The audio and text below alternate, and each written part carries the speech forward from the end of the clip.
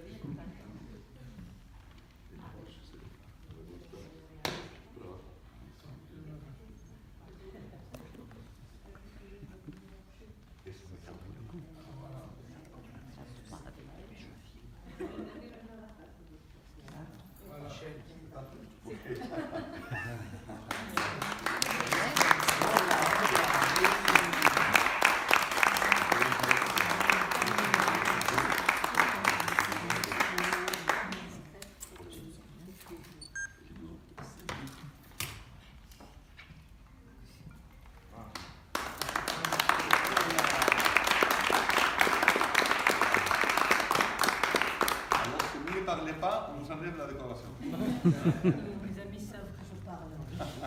Et hélas, ils le savent. Donc je vais parler. Ouais, bon. Le ministre conseiller. Je vous remercie très sincèrement pour votre discours.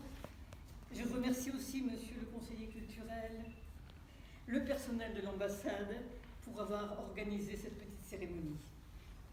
Je remercie aussi, bien entendu, Monsieur Guillermo Martínez Corretcher, à qui je dois évidemment l'initiative de cet honneur qui me fait.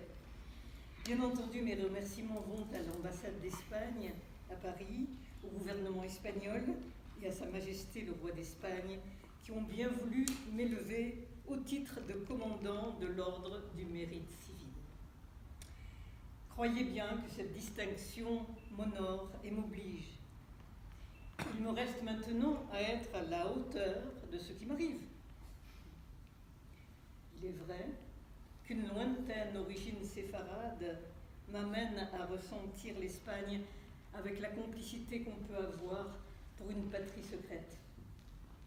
Il est vrai aussi que si j'ai servi la culture espagnole à Marseille depuis 17 ans, c'est peut-être par fidélité à une enfance oranaise, aujourd'hui si lointaine. Je me souviens non pas d'une médaille, mais d'un livre sur l'Espagne que m'avait accordé une distribution des prix. Et à partir de cette lecture, j'ai commencé à rêver d'Espagne. Se sont ajoutées évidemment d'autres lectures et surtout d'autres rencontres, plus précieuses encore. Je pense par exemple à ce grand personnage entré par alliance dans ma famille.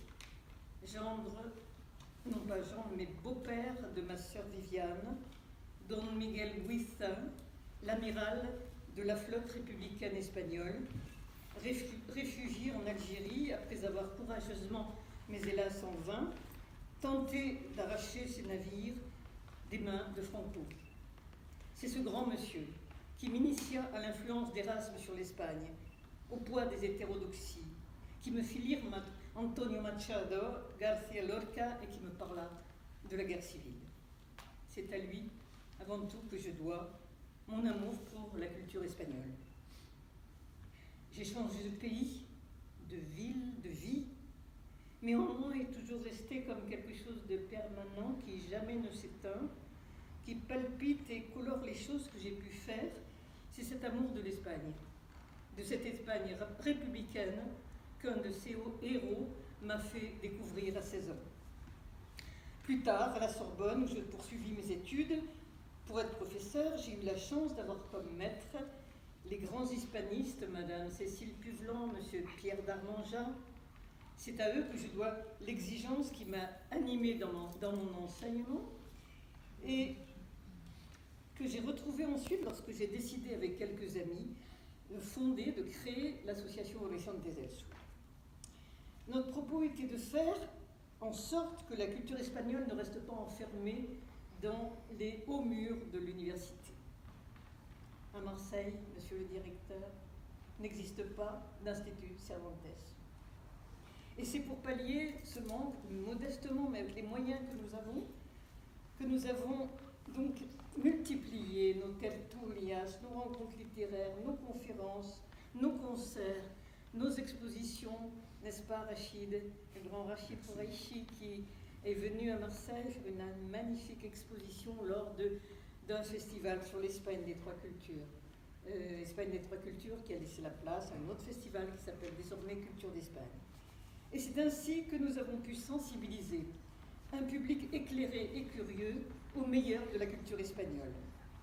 Je suis fière d'avoir pu recevoir à Marseille des personnalités comme Claude Couffon, Rodrigo de Zayas, Abdelwahab Medeb, Rachid Kouraïchi, Jacques Attali, Juan Madrid, Antonio Muñoz Molina, Albert Bensoussan, Ukalele, Alberto García Lix, Laura del Sol, Aline Schulman, Lucien Castellan, Rosa Regas, Alejandro Jodorowsky, Jean-Claude Carrière et j'en passe. Pour mener à bien notre tâche, nous avons créé un réseau de partenaires éclairés, écrivains, traducteurs, professeurs d'université. Je salue par exemple la présence parmi nous de M. Emmanuel Levaguerès, mon ancien étudiant, spécialiste de Juan Goytisolo, reçu dans ces hauts murs aussi, dans cette magnifique maison. Mais je voudrais aussi évoquer des amis, des partenaires qui n'ont pas pu faire le voyage, M. Benito Pellegrin, grand spécialiste du baroque, M. Bernard Bessières, historien de l'Espagne contemporaine, Georges Tiras, spécialiste de Montalbán, et tant d'autres, avec qui nous avons créé des liens d'amitié et d'intelligence partagés. Que dire de Cine Horizontes, le festival de cinéma espagnol de Marseille, dont nous venons de célébrer la 17e édition et qui reçoit à Marseille, dans sa région, plus de 10 000 spectateurs, et qui nous a permis d'aider le cinéma espagnol à sortir de son ghetto et à mieux être distribué en France.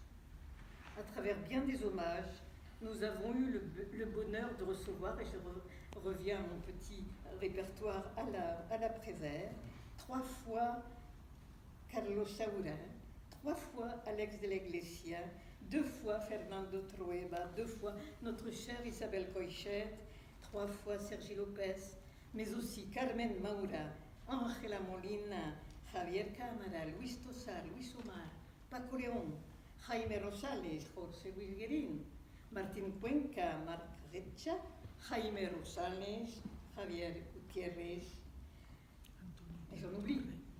Autrement dit, les plus grandes stars du cinéma espagnol. Bien sûr, vous direz que nous n'avons pas reçu Penélope Cruz et Javier Bardem. Cependant, nous nous sommes toujours attachés à donner leur chance aux jeunes réalisateurs espagnols, de telle sorte qu'ils puissent trouver à Marseille une plateforme qui les aide à être mieux reconnus en Espagne. Et c'est ainsi qu'à Marseille, ville traditionnellement tournée vers la culture italienne, nous avons créé un véritable engouement pour toutes nos propositions et un enthousiasme réel pour la culture espagnole.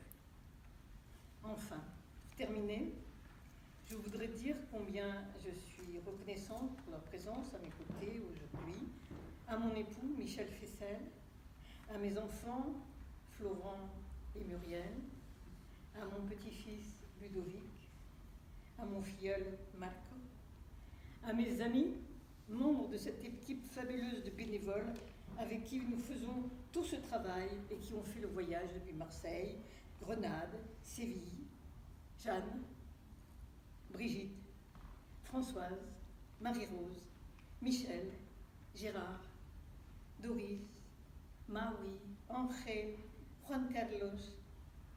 Merci à vous d'être là. Je ne veux pas oublier mes amis parisiens, Tatiana Dilat. J'ai oublié Pedro, mon cher ami parisien. Dominique Amblard, Aurélie Rouillac.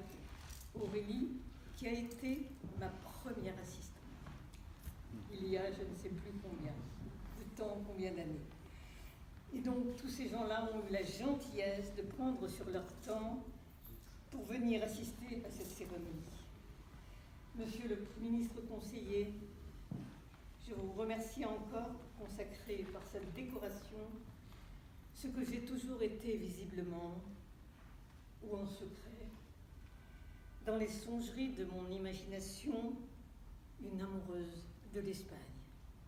Je salue la présence d'Isabelle Alonso, qui vient d'arriver et qui me fait un plaisir immense d'être là aujourd'hui. Merci Isabelle et merci à vous tous.